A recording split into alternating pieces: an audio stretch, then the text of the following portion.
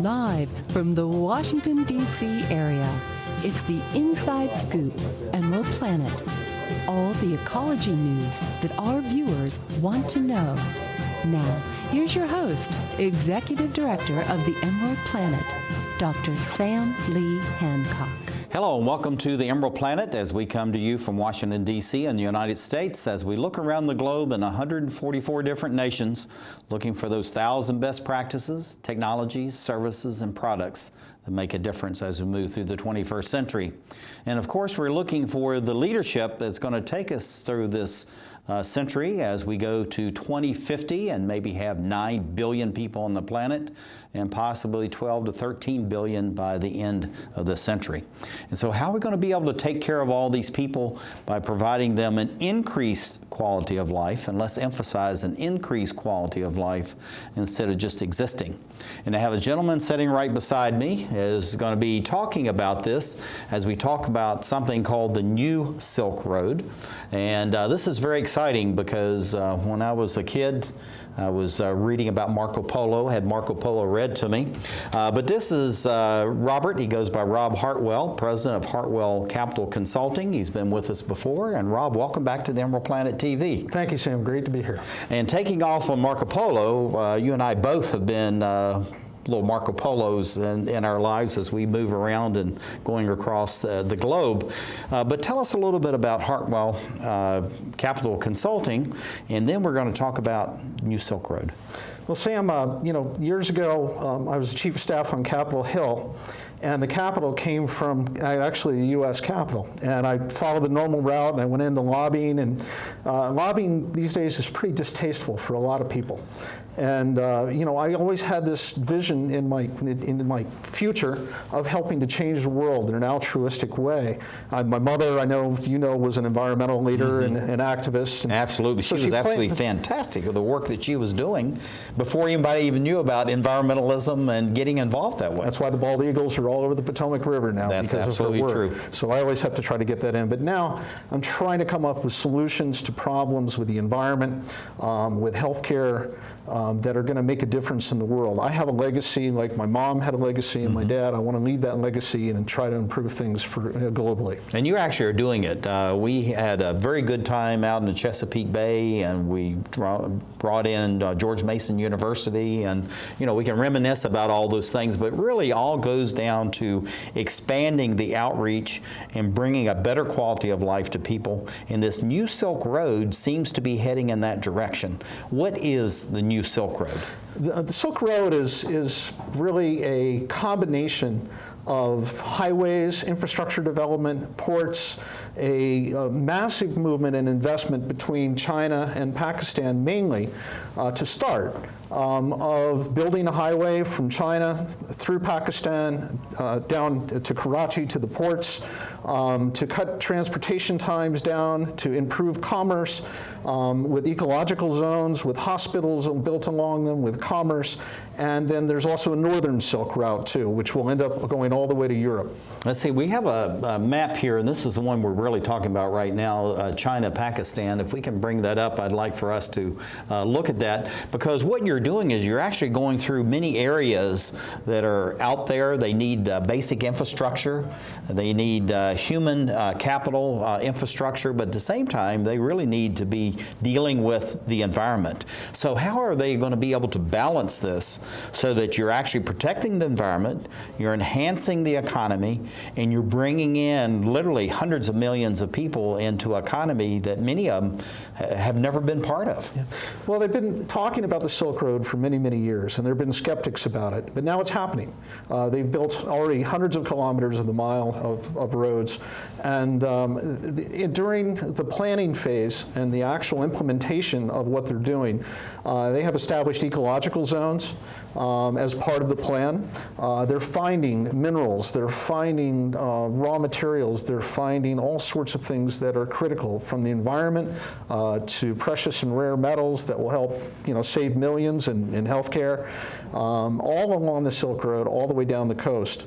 And so it's a matter of bringing development in a good way to the less developed world. In doing this is something that many environmentalists say, well, we need to be leaving these areas alone. Some of them are pristine, but at the same time, as the planet goes to 9 billion people, there's not going to be too many places left on this planet where there are not people, and in sufficient numbers that they really need basic infrastructure. So in the work that you've done and through your consulting work, this is something you've really been sensitive to because, again, of your mother and the family legacy that you have. How do you look at that when you're making these proposals? Because I know you're in on the very beginning of these things. How do you factor that in so that you're really meeting the past millennial goals, now the COP21 goals and protocols? I've been doing this now for 15, almost 16 years, Sam, and I've kissed a lot of frogs along the way. And kissing frogs isn't necessarily bad, but I've learned to weed out the technologies, the things that really don't make a difference in the long run for the planet. The clean water technologies that I found, the fossil fuel technologies that clean up fossil fuels, some of the healthcare technologies that have come across my path are remarkable, and we can actually save billions of lives. And the kind of infrastructure development that we're bringing throughout Pakistan and the lesser developed world, we're going to save actually millions of lives of people. They're planning 46 hospitals along this corridor in areas where there's no health care.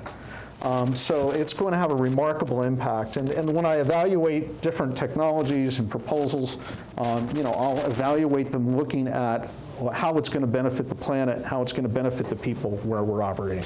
Now, you're working with Pakistan, but also China, of course, is one of the driving forces behind this whole thing. And they're looking at it as a way to really reach out to the world and bring a kinder, gentler face, about China to the world. So looking at this dialogue and also the investments between China and Pakistan, why your focus on Pakistan, and then how is this kind of a test case, if you will, for all the future countries that are going to be involved in this? Because there's going to be 40, 50 different countries are going to be touched through the expansion of this. Well, we have to do this. The United States has to be involved in this. Strategically, from a global perspective, we have to be on the ground. It's an economic opportunity that's unparalleled. The GDP growth of Pakistan and China has had huge GDP growth over the years. Pakistan is now scheduled to be one of the top countries in the world in terms of their annual GDP growth. We've been lacking in that recently. We need new opportunities. We can be involved. The Pakistanis want us involved. They're allies of ours. We have an open door policy from Pakistan towards the United States, and they're wondering, frankly, why we're not there. It's a CPAC, the Chinese and Pakistan Economic Corridor. China's invested almost $50 billion there. The United States needs to be there. We have the best technologies in the world. We have the things that can save lives, improve the quality of life, and we can export democracy and our capitalistic system there in a way to improve the lives of everyone along the corridor. Now, looking at the U.S. companies, this is something you're just talking about, the importance of actually being there. How do you encourage and give comfort to U.S. companies that they need to be doing this? China literally is next door. America's a long way off, even though we have outreach in that whole area. But how do you give comfort to these companies to come in and say, hey, this is a place that you really need to be, and if you're there, it's going to be another 50, 100 years in order to build all this out anyway? Well, I mean, there has been pushback from some, and they say, well, why should we be in Pakistan? And Pakistan, it's a Muslim country, and we have, still reports of things going on there. It's not the easiest place to work in, but at the same time, it's a place we have to be strategically. And there are so many millions of Pakistanis around the world, educated, working in the United States. Oh, I was going to say there's hundreds of thousands of them in the United States. Many of them I know, and they're absolutely wonderful, and they're fantastic professionals. And so it really is a base. You have a highly educated populace there. So how do you leverage this then to move forward? How you leverage that energy, that intellect, respect, that education. Many of them speak English very well, and so how do we leverage that, and how was your organization be able to help them leverage that? Well, I've had the good fortune of meeting some Pakistani Americans and being involved in that community here. And the people that I've been introduced to, the leaders in that community that understand how important it is for the United States to be involved moving forward. And they also have the connections with the Pakistani military, with the Pakistani companies that are on the ground, with the Chinese companies that are on the ground. And they know that they can't do it by themselves. Mm-hmm. They need the economic power and the might of the United States. They need our technology. They need our intelligence in doing business.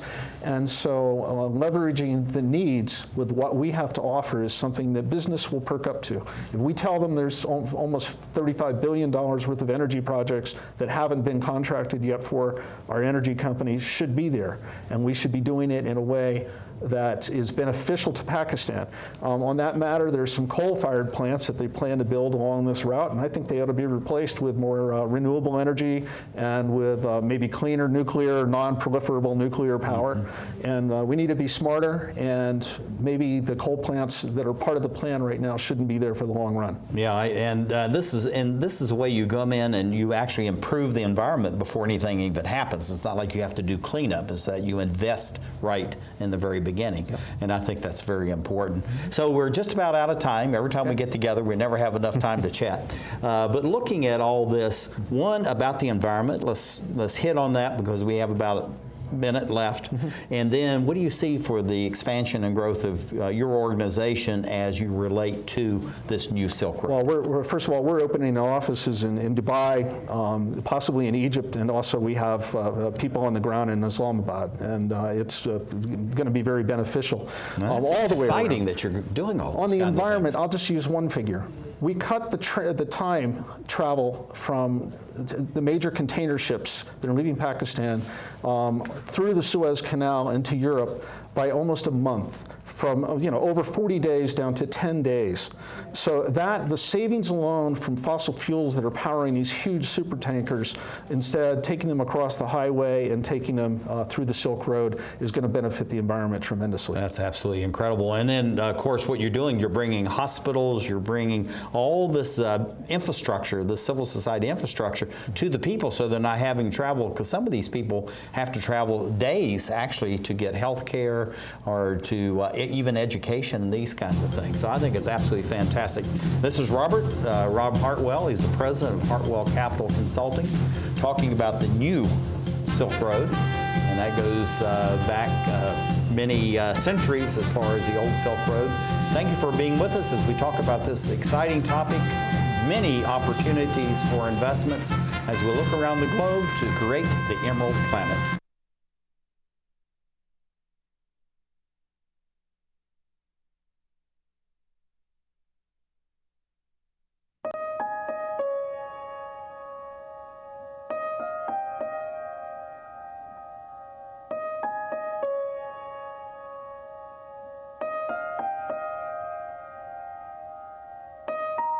Some dreams are universal, dreams that inspire us.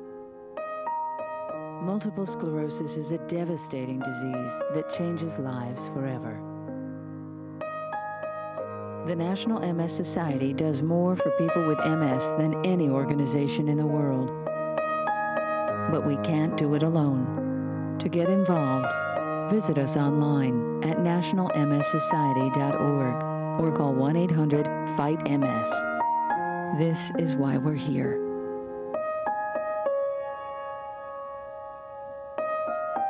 Because nobody dreams of having multiple sclerosis. What's wrong with this picture? Half of young Americans can't locate economic powers like Japan and India. 20% can't even find the Pacific Ocean. Without geography, our children aren't ready for the world. Geography is everywhere. It's incredible creatures, rhythm, fashion, flavor. It's economics and politics. It's change. Understanding connections between people and places is critical in the 21st century. That's why we created mywonderfulworld.org. Go there now for your free parent and teacher action kits and give our kids the power of global knowledge. Because kids who understand our world today can succeed in it tomorrow.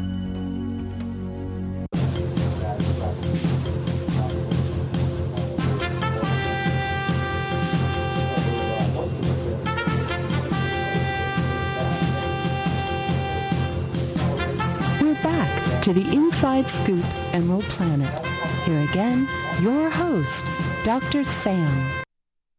To the Emerald Planet, as we come to you on a week-to-week basis from Washington, D.C. and the United States, as we're looking for what we call the 1,000 best practices, the best of the best going on around the globe in 144 different nations. And as the globe seeks to expand to accommodate 2 billion people, yes, 2 billion people added to the population by 2050, how we're going to provide the food, the fuel, the fiber, all the basic infrastructure that they need. There's a very exciting project that's happening as we speak and going to be expanding all the way from Asia into the heartland of Europe. It's called the New Silk Road, based on the old Silk Road, which many of you would know by the epic of Marco Polo and all his travels from Italy over and back to China. And so we're talking with someone that's coming in from Pakistan, because Pakistan is really going to be the first big footprint for this new Silk Road. This is Dr. Naeem Niazi, who is the president of GN Foods Private Limited in Pakistan, in Islamabad, I believe. And he's coming in by Skype. And then sitting right beside me is Robert, goes by Rob Hartwell, president of Hartwell Capital Consulting. He's been with us before, and it's always glad to have you back with us, Rob. And Dr. Niazi, welcome to the Emerald Planet TV. Thank you, Sam. Glad to have you with us. Tell us a little bit about your own organization, this GN Foods Private Limited, and then we'll start talking about how that all has got you over and working on this new Silk Road. Actually, Sam, the food business is my family business. We started a couple of years back, but my expertise is more business development, which I did in this part of the world. I was into many development projects before, including construction of new housing colonies and also recreational projects which were very new to Pakistan, golf courses and those water sports clubs. But recently means a couple of years back, I thought that this food business is going to be a very important business in coming future. So that's why I was more inclined towards this. But then CPAC came in. I have a very strong background of Army family, and also I served in the Army for a few years. So I thought that because this project is related to China and Pakistan. Well, let's stop and you're talking about CPAC. That's an acronym. What is CPAC? What does it mean? And how is it going to benefit both China and Pakistan? Actually, CPAC, as you know, you just mentioned China-Pakistan Economic Corridor. This corridor was formalized by leadership of China and Pakistan in recent years. And there was a special role of the Army who played to get it on ground in Pakistan. This corridor involves greater connectivity and trade linkage between these two countries through network of roads, rail, fiber optic cable, energy, pipelines, industrial clusters, and special economic zones. Well, and also, too, you have a seaport that's been built as all part of this as well. Is that correct? Yeah, actually, this corridor runs between Kashgar, which is in Xinjiang province of China, and goes up to Gwadar port, which is in the south of Pakistan, the boundary of near Karachi. And Gwadar is a deep seaport, which is already been handed over to China. They are working on it. Today's news, which I'm going to let you know, that already one of the convoys from China reached Gwadar today, and the first shipment is out from Gwadar to maybe Europe or any other place. So this means that already the subject is on. I tell you, that's absolutely fantastic, and thank you for talking about the CPAC. Rob, won't you ask the next question? Yeah, Dr. Niazi, what do you think of the projects, or the main projects that you're going to be involved with along the Silk Road? Actually, if you ask me, most of the projects which are already there on ground and are going to be a pipeline, the infrastructure is being carried out by FWO, which is a Frontiers Works Organization, one of the subsidiaries of Pakistan Army. They have done the roadworks from the northern area of Pakistan up to Gwadar. They are doing a lot of construction work for the infrastructure, like what I see. In coming future, there will be a lot of transportation from China to Pakistan, and for that they are widening up a lot of all our motorways. They are building up new roads which will cater all the cities of Pakistan. And then when you say Gwadar, then Gwadar is going to cater for countries like Iran, Afghanistan, Uzbekistan, even India by road. And then when they go on the shore side, that port is going to cater for Europe and different parts of Southeast Asia. Now, looking at the slide we have here, Dr. Niazi, we're talking about the amount of investment that's going on, and what you're telling us, it's actually in the billions of dollars. We see some of these going on in this slide. Tell us what you see as the real outreach, but the real impact for Southeast Asia, Central Asia, and then going into the heartland of Europe. Okay, just to let you know that already the power projects, about 21 power projects are already there. They are into construction phase. And what I see in maybe a year's time, about 1,000 megawatt power projects will be part of the national grid.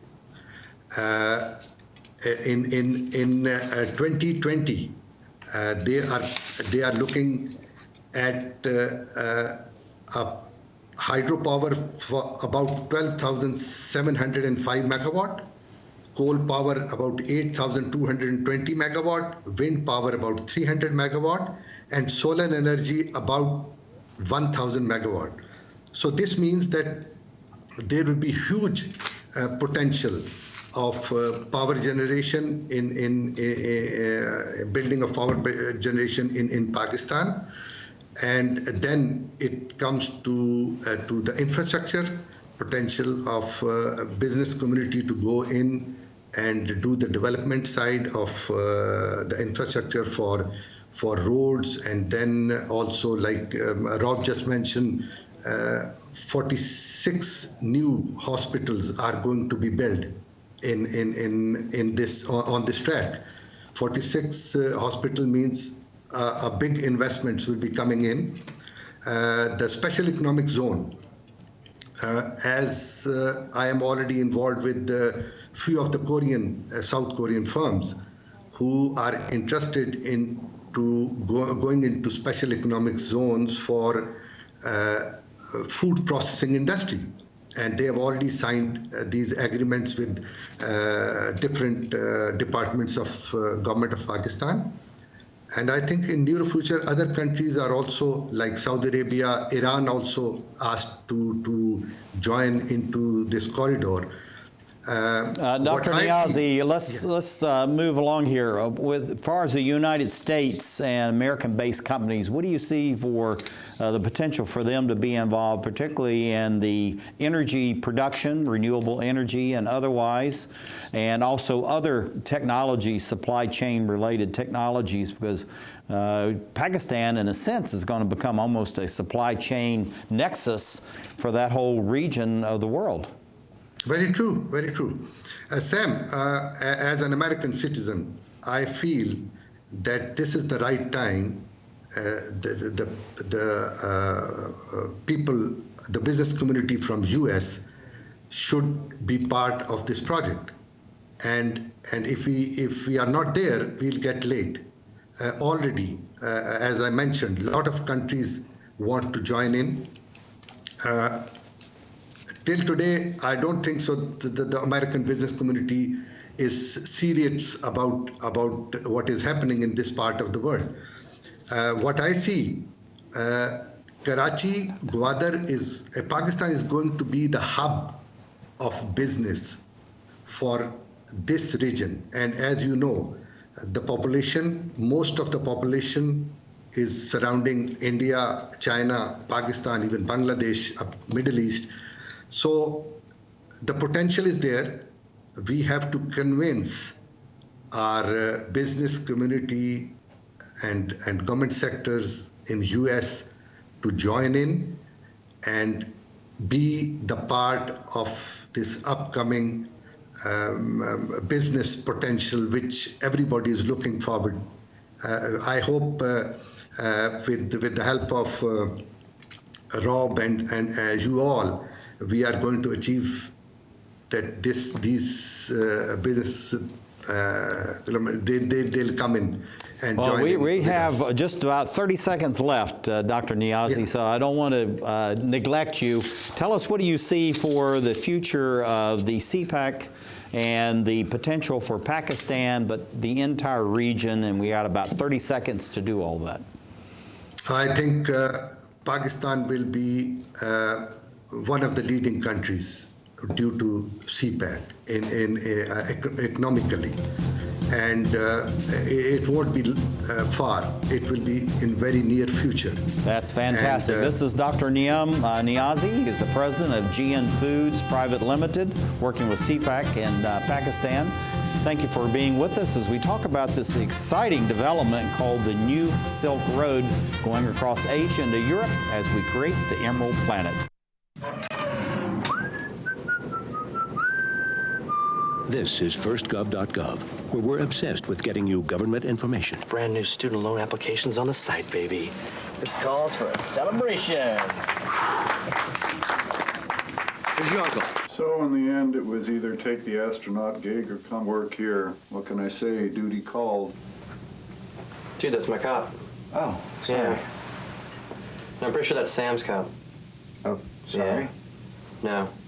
Sam's. No. Just log on or email us and get what you need. C, change of address form. That's how it's done. D, driver's license renewal. E, emailing Social Security information. Yeah. Okay. Yeah. Nice, we'll allow it. All right, Ed. What are those? Government surplus cars for auction. You posted those online last time. No, you did. I'm posting them online this time. For all your government information, firstgov.gov. Oh, what have we got here? Sometimes you feel tired. You can't seem to lose those extra pounds off your midsection. And your joints hurt when you take the stairs. Well, you're getting older. But I'm happy to say that there's some simple things we can do to keep you happy and healthy for years to come. We can also lower your risk for some serious diseases the older population is often subject to. Proper nutrition is more important than ever. Your body has changed, you know. Not as many treats. A basic exercise plan, lots of walks and fresh air, and most importantly, come and see me for twice-yearly checkups to help ensure the best possible quality of life. Now, how does that sound? Good boy. Improve the quality of life for your elderly pet. Schedule twice-yearly checkups that include preventive care and regular lab work. A message from the veterinary members of the American Animal Hospital Association.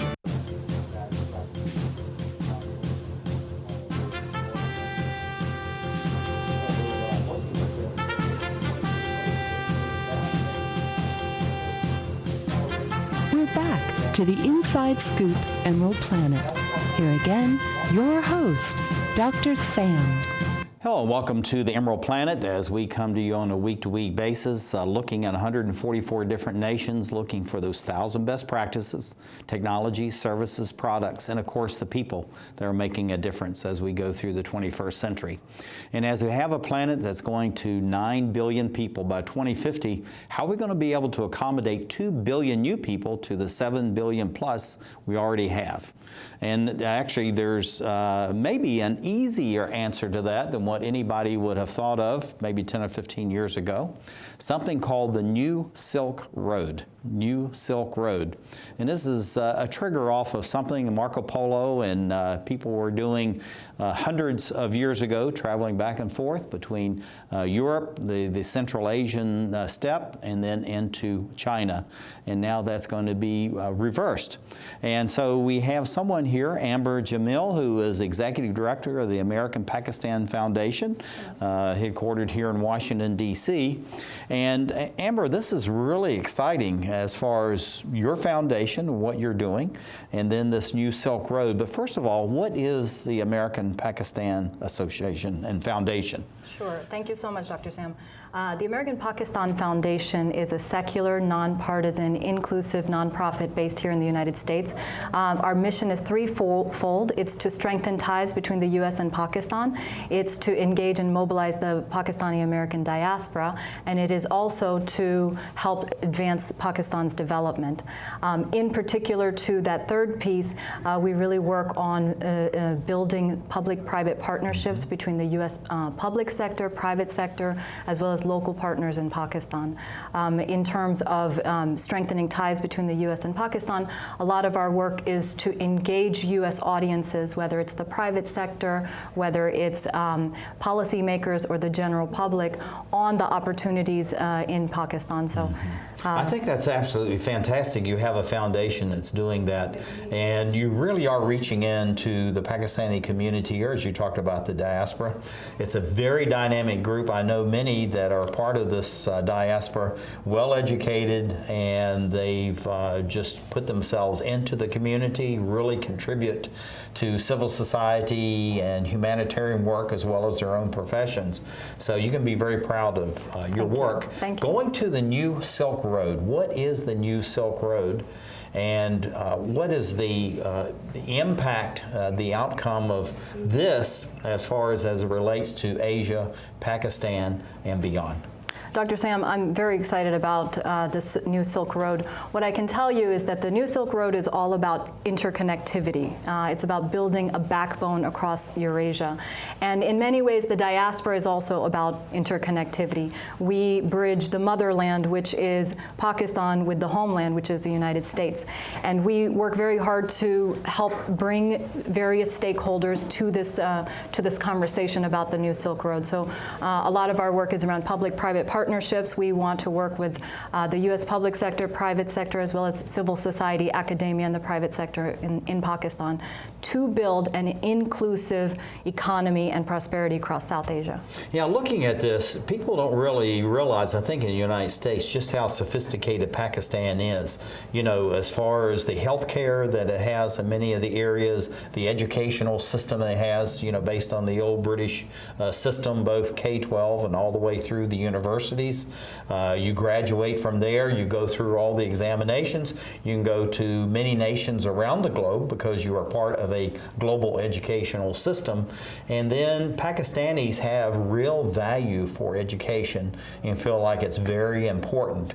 As a woman leading this organization, this is a good example because many people think that there are not many women involved in Pakistan, and yet, you know, there's millions of women that are very much involved in business and civil society, the environment, and all these kinds of things.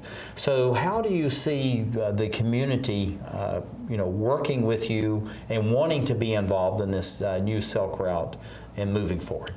Well, I can tell you that Pakistan is very much an engaged, the Pakistani American diaspora is very much engaged. We are women leaders, we are young people, and we're working very hard to sort of help bridge the gap between what CPEC and Silk Road and the development in Pakistan has to offer. And CPEC is what?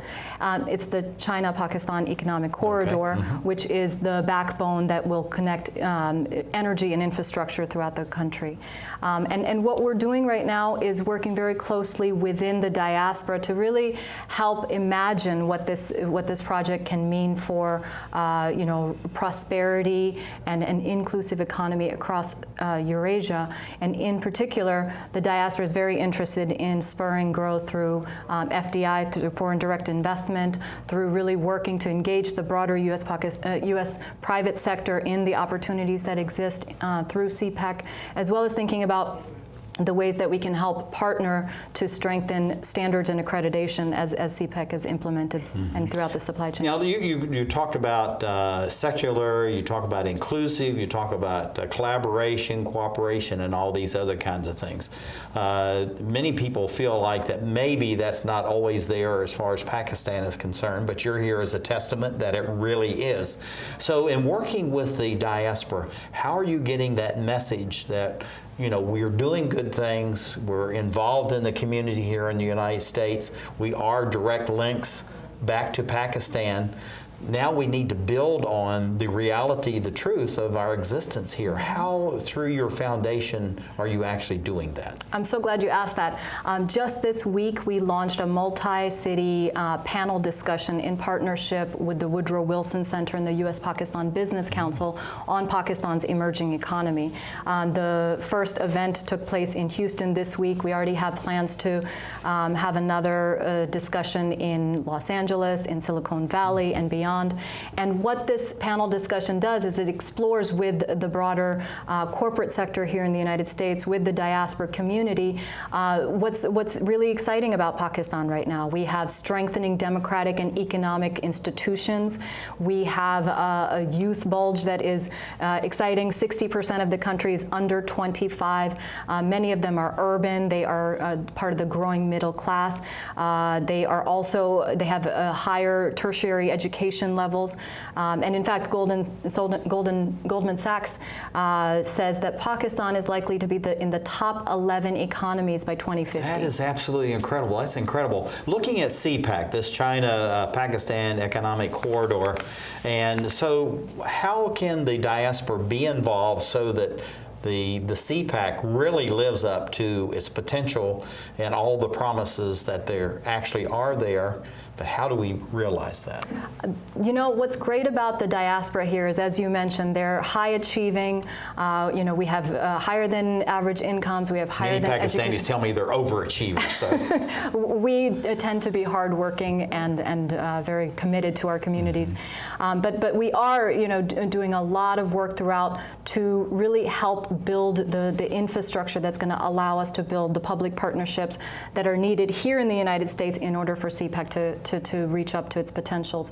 I'll give you a couple of really good examples. We're working very closely with local partners in Pakistan to help build up the human development and the human capital of this growing group of young people who are going to be needed to help CPEC really work to its full potential. We're working with local partners to integrate healthcare solutions into the supply chains of major corporations, including Unilever. We also are partnering with local local academia. A great example is the University of Management and Technology in Karachi. The School of Business and Technology has just opened a Center for Entrepreneurship and Innovation, and within that they have the CPEC center. So they're really working to try to help shape a human capital that can help respond to the growing needs of CPEC. Yeah, looking at this human capital, this is something that Pakistan really has in abundance, and the people are really eager to do more, to have more, to have a greater position, in the world community. This is something that's been emerging for some time now. So looking at the diaspora and being this bridge back, we're talking about the corridor, from China to Pakistan, but there's another corridor. It's the United States into Pakistan itself. And this is something that doesn't really show up on the maps. So how do we realize that corridor, U.S., Pakistan, and of course the relationship with China through Pakistan itself? That is already happening. The Pakistani-American diaspora is engaged and excited in Pakistan's development, and especially now with CPEC on the horizon.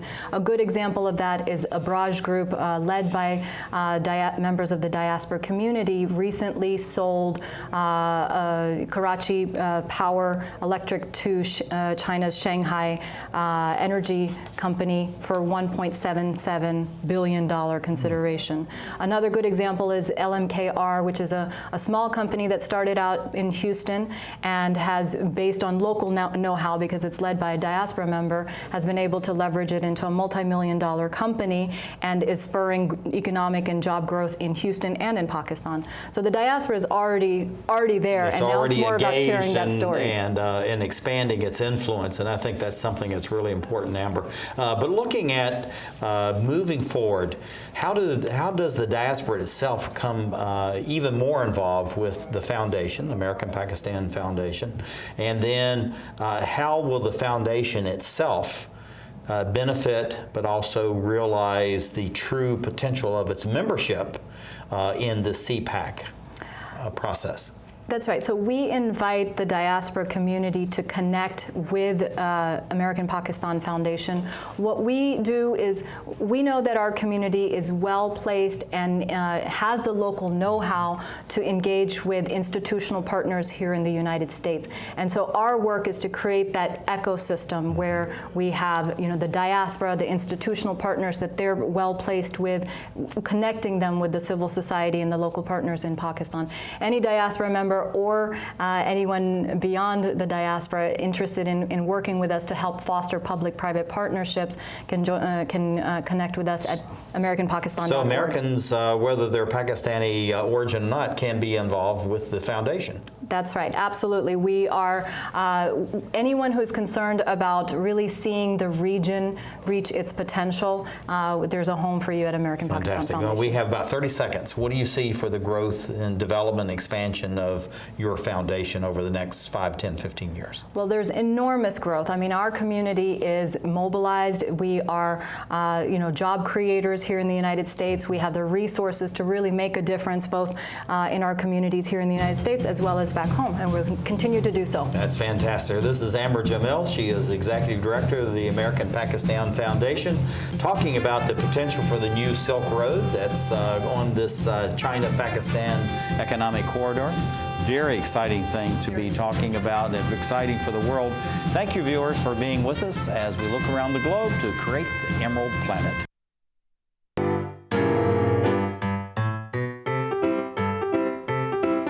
There's more than just books at the library.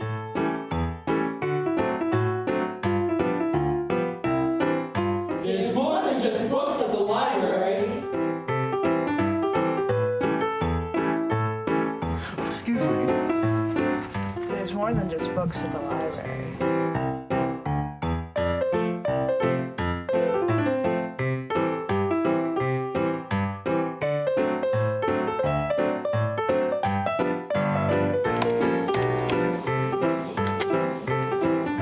Il y a plus que de livres à la bibliothèque. Hello. You have a lot of great books here today. You know there's more than just books at the library. I know. There's more than just books at the library. I don't want to be hooked to a machine. I want all the medical treatment available to me. I wouldn't want my family to have to make this decision. My doctor knows what's best for me. An advance directive is your life on your terms. Talk with your family. Decide what's right for you. Then put it in writing. Documenting my wishes today means my family won't have to make heart-wrenching decisions later. To learn more, visit www.putitinwriting.org. 1,200 American youth run away from their homes every day. The National Runaway Switchboard is here to help. 1-800-RUNAWAY. If you are a runaway, thinking about running away from home, or a parent or guardian concerned about issues facing your child, call us 24 hours a day. 1-800-RUNAWAY. In times of crisis, hope is just a phone call away. 1-800.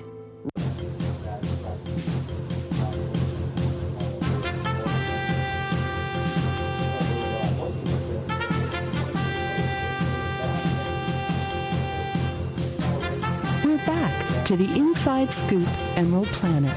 Here again, your host, Dr. Sam. Hello, welcome to the Emerald Planet as we come to you from Washington, D.C. on a week-to-week basis as we look around the globe in 144 different nations, looking for those 1,000 best practices, the technology, services, products, and of course the people that are making a difference as we move through the 21st century. I'm Dr. Sam Hancock, the President and Executive Director of Emerald Planet and Emerald Planet TV, coming to you out of Washington, D.C. And I have someone sitting right beside me who I've known for many years, good friend. Actually, I see you a lot. This is Charles Sills. He's a Senior Advisor for the Eurasia Foundation and President of Fed Contracting LLC. And also, he's working on a very exciting project called the New Silk Road. And I'm saying that very slowly because when you say the Silk Route or the Silk Road, we think of Marco Polo and, you know, ancient times. Right. This is something that's happening right now, Charles, and you put yourself right in the middle of it. So tell us a little bit about the Eurasia Center and your own business, and then we're going to move very quickly into this New Silk Road and what that really, the implications for the world. Sam, thank you so much for having me here. It is a really exciting sector to be involved in. The so-called New Silk Road is probably the most transformative infrastructure and transportation and technology project of this new century. And my affiliation with the Eurasia Center and Eurasian Business Coalition dates back over 20 years. Dr. Jerry Janko founded the ECEBC back then, and our mission is to really familiarize the American business community and the Western business community, if you will, about business opportunities in Asia and Europe and the connections between those continents. And so we have put on a conference just in last September 26th at the U.S. Capitol and the Reagan Building with about 120, 130 attendees on the New Silk Road, and it covered all those economic, social, and technology sectors, and we're going to have more projects like that. Yeah, I think this is absolutely fantastic what you're doing. And looking at organizing a conference in Washington, D.C., of course, it's actually open to the world, but you're looking to reach into the American business, environmental, civil society environments around this whole area. But looking at that, how do you define the mission, the vision of what it is that you're doing through the Eurasia Center so that you're really reaching out, but at the same time you're providing a good platform, a good springboard into this new activities called the New Silk Road? Well, what we're trying to do is not only maintain, but build more bridges between the U.S. and Eurasia. And the way to do that is to bring think tanks, embassies, representatives from foreign country ministries together at these conferences, and then follow up those collaborations with further connections between all those communities. I put this map up here, Charles. This is something you provided for us, but this is something I find, if we can bring that map back up again, I'd like to keep that up, because what we have here is actually, we talk about the New Silk Road, but actually actually, it's two very different routes. One's the northern, one's the southern area, and the sea lanes are also part of this. This is a very complex infrastructure development and investment opportunity for anybody who wants to become involved. So let's look at this map and tell us what we're looking at here as far as we have the southern and the northern routes. Well, China has dubbed this the One Belt, One Road, or OBOR. And it could be a little misleading because it's difficult to call a maritime route a road, but yet it translates all right, I think. The ancient Silk Road, of course, was across Asia from Western China all the way through middlemen, through Arabia, Babylonia, the Roman Empire, into the Mediterranean. Now, the new Silk Road is really not a road, but rather a web of highways, infrastructure, new airports, fiber optic cables, everything like that that's going to be expanding continually. Now, the so-called maritime Silk Road, or the Indian Ocean, is also fascinating in its potentials. There is a book called 1421, The Year That China Discovered America. And it was written by a British submarine captain who traced all the routes of the great treasure or trade fleets that the expansionist Chinese emperor in the 14 teens and 20s sent around the world. Whether they got to America or not, that's conjecture, but there's a lot of proof for that before Columbus. And I've actually read those documents, and I tell you, that is really fascinating. And these were huge fleets. These were not just, a couple little boats that somebody got on and decided they were going to go around the world. This was actually sent out by the imperial power to go out and discover, where do we actually live, and where does the celestial palace and the celestial city fit into all of this.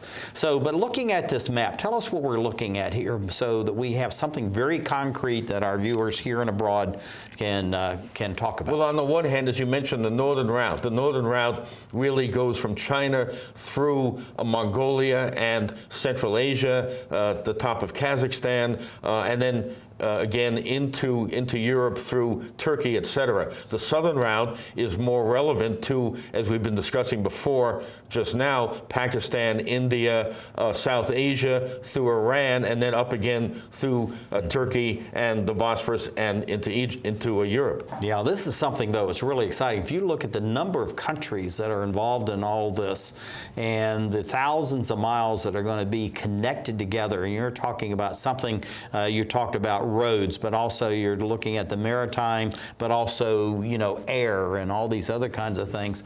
And then you hook in all of the modern technology as far as the fiber optics and the internet, the supply chain distribution networks are going to be established and all this. This is just a huge undertaking. So Charles, looking at this, many people would say, well, this is a nice dream, but how are we going to do this? But you're here to say that actually this is already starting to happen. So it's not something we're just dreaming about. This is actually going on as you and I are sitting here in the studio. Well, Sam, here are a couple of examples. Not only are the Chinese putting in over time billions of dollars through the new Asian Infrastructure Investment Bank, the AIIB, that the Chinese have set up and headquartered in, of course, in China, but the Europeans are also on the other side of the new Silk Road, preparing their own infrastructure to connect with all the goods that are going to come through Central Asia from China. For example, Poland, there's a brand new, probably going to be a smart city, environmentally interconnected with smart meters, etc. It's going to be kind of a showcase, but it's on the border with Belarus. And why is that area important? Because it's the nexus of the rail routes coming from China that go to the Russian different gauge rail systems. So it's a transshipment point. They have to take the cargo off at the moment. That will change eventually. And it's a customs area, a checkpoint. And this new city is being built by the EU and by Poland just to accommodate that. Now, looking at you're talking about Russia, China collaboration, and of course with the European Union, how do you assess and how do you see that involvement among Russia, China, European Union, and how does that directly either relate to or impact the United States and North America through NAFTA? Well, it's fascinating. If you look at the original capital investment equity ownership in the AIIB that I just mentioned, that new development bank, China has about 30%. Russia has about 7%. India has about 8%. So again, South Asia is going to be a big player. India is going to be a big player in all this development. But what the Russians are looking for predominantly is co-investment in projects that in their landmass, in their area. One of those would be increasing the railways from the single Trans-Siberian Railway nexus. The second would be developing the Northern Sea Route. So you see the whole new Silk Road is going to extend even into the Arctic with the melting of the ice and making those passages easier for big commercial container ships to pass through. And then also what they want is new investment zones in the Russian Far East. And that will be the kind of Russian-China economic infrastructure connection. It's almost a co-prosperity concept, which goes back to several nations back into the middle of the 19th century, but in the 20th century. But looking at all of this, this new Silk Road, the investments, how do you see this for peace and prosperity, one, and secondly, for protecting the environment, which relates back to the Paris Protocols and COP21? Ingrained in all of the development projects that we're looking at, and by the way, the Asian Development Bank and the European Bank for Reconstruction and Development, the EBRD, have already begun to partner with the Asian Infrastructure Investment Bank, kind of dominated by the Chinese, in new projects already in Pakistan and other countries. So most of these projects have already projected and stipulated that, again, they're going to be carbon sequester focused. They're going to involve a great deal of investment in solar, geothermal, waste to energy, biomass to energy, and biomass to electricity, and other renewable and clean energy projects. It's a big focus here, and the West, that's one of the reasons that it's good that the West is involved to the extent that it is with China, because we can monitor those projects and make sure that COP21 is involved in that. Yeah, and make sure that we're actually, people are living up to the obligations. Charles, every time we get together, we never have enough time to chat, so we're almost running out of time. Only have about 30, 40 seconds. So what do you see for the involvement and the expansion of the Eurasia Center as far as all this activity that's going to come out over the next 20, 30, 40 years, actually, for the new Silk Road? What we want to do is to bring more focus on specific projects to get American business involved. For example, the new Silk Road is already predicating port expansion from Tanzania to, again, Europe and Tunisia. China has projected 12 new port projects, but America should be involved as much as possible in co-financing those. I think it's absolutely fantastic, and also sharing the technologies that we have really are more advanced. But Charles, thank you for being here and sharing all this with us. Thank you for talking about the Eurasia Center. Sam, thank you so much. It was a pleasure. Glad to have you here. Excellent. And thank you, dear viewers, for being with us as we're looking around the globe at the new Silk Road, where we're going in the future and where we are now as we create the Emerald Planet.